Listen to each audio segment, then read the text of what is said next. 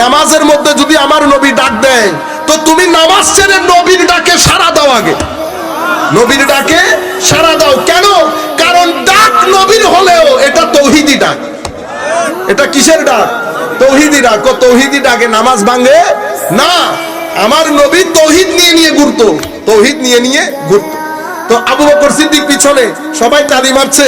আমার নবী ওয়াকানা আবু বকর লা ইয়ালতাফিতু ফি সালাতিহি, আবু বকর সিদ্দিক নামাজের মধ্যে এদিক সেদিক তাকাইতেন না।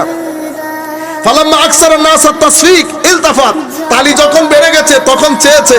ফারা রাসূলুল্লাহ সাল্লাল্লাহু আলাইহি ওয়াসাল্লাম, পিছনে তাকিয়ে দেখে আমার নবী, আমার হযরত আমার নবী এমনি ইশারা করে, আবু বকর নামাজ পড়াও না, হইছে তো পড়াও না।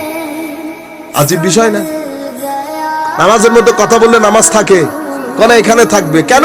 কারণ বাইরের কারো সাথেও না, ভিতরের লোক। কিসের লোক? ভিতরের লোক।